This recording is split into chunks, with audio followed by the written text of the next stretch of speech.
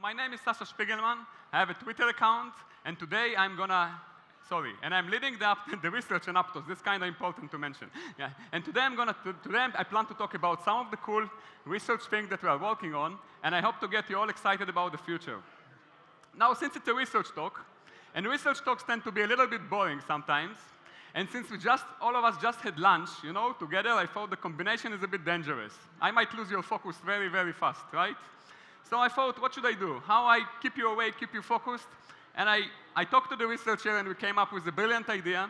So I'm going to just go pick one of these cool cryptographical features recently deployed in Aptos and go deep into this, I'm going to talk about Aptos, the randomness, because it's a unique feature to Aptos, and go deep into the math.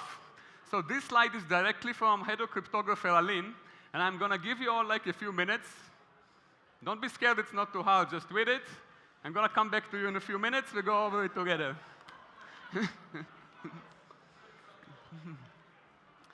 all right, I'm just kidding.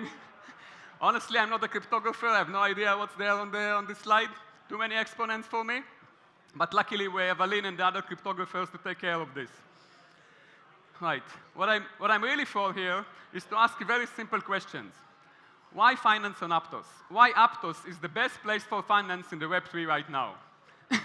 And the answer is also simple. Simple question, simple answer. The answer is security, compliant confidentiality, and lightning speed infrastructure. So for security, as you all know, we develop and use the Move language, the most secure and safe developer platform currently available. I'm not going to talk about this today. I encourage you all, tomorrow, 1 p.m., Wolfgang is going to talk about the future of Move 2 on Aptos, so I hope to see you all here. But I do want to talk about compliant confidentiality, since we believe that there is no serious financial institution that will ever deploy on a blockchain that doesn't have both. So today, as we demonstrated a few weeks ago with some of our partners in Hong Kong, one can build an app in which Alice can transfer some money to Bob, and nobody will know the amount. Nobody can see it. We call it compliant confidential transfers. And what we plan to do we call this confidential transfers, but what we plan to do, we plan to add compliance to that, because, as I said before, we believe it's very essential to onboard real and serious institutional use cases. And by this, I mean that there will be some third-party designated, it's all optional, but the application developer might add a third party to audit the transactions, and they will be able to open it. So on top of it, we are currently building a fully compliant confidential payment in which not only the amount is hidden, but also the sender and the recipient. Now, payment is not all we are doing. We plan to support more general confidential trading, and some of the examples we are currently working on are sealed bid auction and privacy-preserving DEXs. So for sealed bid auction, imagine just the regular auction, but on-chain, where the bidders, the bid amounts, the winner, everything is hidden. No one can see anything. For privacy-preserving DEXs, imagine just like a regular, traditional dark pool, but even the operator cannot see the bids and cannot see the transactions. So just imagine for a second. We're here to imagine, right? This is why we're all here. Be creative and imagine. So just imagine one can build with all these confidential features on top of a high-performance blockchain. Now, speaking of a high-performance blockchain, honestly, I don't think I need to say much about this in Aptos. Like, just open mainnet, just see what was demonstrated, the throughput just a few weeks ago, check the latency. No chain, when it comes to infrastructure, no chain can compete with Aptos. No chain. But the good thing, the very exciting thing is that we are not done, and probably will never will. We're devoted to continue innovate, continue building, and continue pushing the industry forward. And this is what I want to talk to you about today. I want to talk to you about the new era for blockchain infrastructure and what we are currently building in-house. So I want to talk about consensus and execution, because arguably, these are the two most important components for a blockchain infrastructure. So let's start with consensus. It all started about 25 years ago when PBFT, the first BFT, Byzantine fault tolerance system, was proposed. It had very, very good latency, optimal theoretical latency, as we have today on mainnet, by the way. but the throughput wasn't there. You see this graph latency throughput, the throughput was very low. And then since then, for approximately 20 years of research, like tens, hundreds, maybe thousands of papers, systems and theory, were all published trying to beat this trade-off between latency and throughput. There are just too many works to mention, so I don't want to mention none of them. But I do want to say that about 4 years ago, the throughput breakthrough came when we, back at Novi, proposed the DAG-based BFT system, Narwhal and Task. Now, we were able to demonstrate very high throughput. It was about 100x more than the alternative state-of-the-art available PBFT Lidl-based like systems. Now, and since then, it's immediately become the golden standard, with many researchers and crypto companies around the world trying to maintain the throughput while improving the latency. And we did the same. We had Bullshark in 2022. We had Seoul in 2023. One sentence, mess up. And we have Seoul++ in 2024, which with Seoul++, we were able to demonstrate very impressive numbers. It was over 100 kTps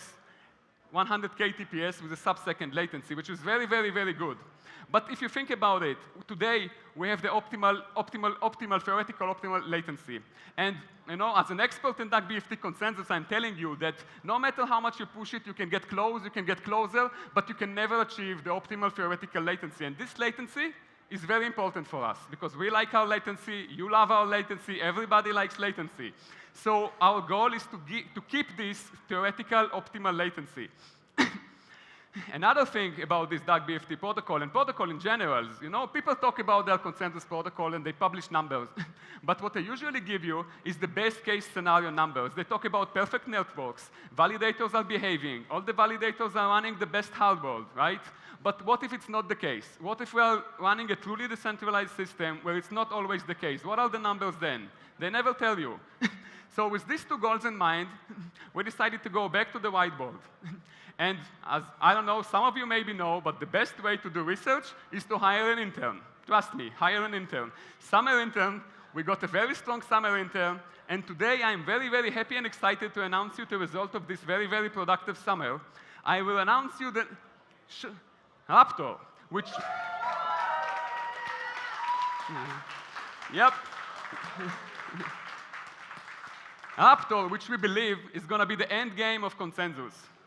Just to put it back on the chart, Aptos is going to maintain the throughput of the DAG BFT protocols because we took all the experience, everything we learned for working 4 years on DAG BFT protocols, isolated the main component and applied it to a Lidl-based consensus as PBFT and as the current one that we are running today. And on top of it, Aptos will be able to tolerate these bad networks, bad behaviors, and maintain the throughput also under non-perfect scenarios. So, as of deployment plans, we plan to deploy in 2 phases. The first phase, which we are going to deploy very soon in a matter of weeks. Don't worry, I will let all of you know. We call it Baby Lyco, and it will achieve the 100 kTps while maintaining the optimal latency. That will happen in a few weeks. It's almost there. And I hope that by the end of the year, maybe more realistically, Q1 of the next year, we're going to deploy the full Aptos, which, as I said before, will not only demonstrate these numbers on paper and these numbers on perfect networks, but will be able to maintain these beautiful numbers under more realistic networks. Okay, guys, okay, wake up. We're done with consensus. Moving on to execution. So here we have a long-term plan and a short-term plan. For the long term, we're going to do sharding. Like, internally already we are working on it on a limited workload. We have a prototype and we are able to demonstrate 1 million TPS transaction per second. Again, it's a limited prototype on a limited workload, but I assure you that whenever the demand is going to be there, we are going to be ready to deploy our sharding solution. But in the short term, we are doubling down on single node performance. So let's take a step back and think about the evolution of execution in the Web3 on blockchains. It all started with Ethereum, with a very, very slow sequential execution, like walking, super slow, right? And then a few years later, there were some chains that proposed the static parallelism idea, which is, yes, it's faster than walking, but we all have this friend that doesn't know how to ride a bike. So exactly. And the problem with that static parallelism, we actually have two problems. The first is that extremely not convenient to user. A user needs to specify upfront all the read set and write set that the transaction needs to touch. This is something that we want to avoid. And second, because they have this property, if they run a smart contract with some conditional logic, let's say you have an if statement, and if something you go left, if something you go right? So they have no way to know it up before they execute the transaction, so they need to provide the superset of all the reads and the possible writes that they might touch, right? So this creates huge read set and huge write set, which enforce false conflicts, and these false conflicts are reducing performance. So this is exactly why, for these two reasons, we are using an Aptos dynamic parallelism with our system block STM. So, cars are not only faster than bicycles, they are also much more convenient. So in our case, with block STM, users don't need to do anything. It's just, it's a black box. You just put some gas in the car and you go. Moreover, as I said before, as the word dynamic suggests, we dynamically, on the fly, see which branch the transaction is going to take, and we are able to avoid all of these false conflicts. We don't have false conflict. We really abort and we execute in the specific cases where a conflict really occurred. And this allows us to perform much better. And it's not only us, by the way. Since we deployed block STM 2 years ago, at least 5 or 6 other blockchains use it. So we have Polygon, we have Say, we have Starknet and others, doubling down on dynamic parallelism and deploying our protocol, block STM. So this all happened 2 years ago when we deployed block STM for the first time. 2 years is an eternity in terms of technology, right? So you probably all ask yourself, what's next? What's next for execution? How we're going to bring this performance that will unlock the future? And the answer is that I'm, again, very excited for the first time today to announce to you that we are working on the next generation of block STM.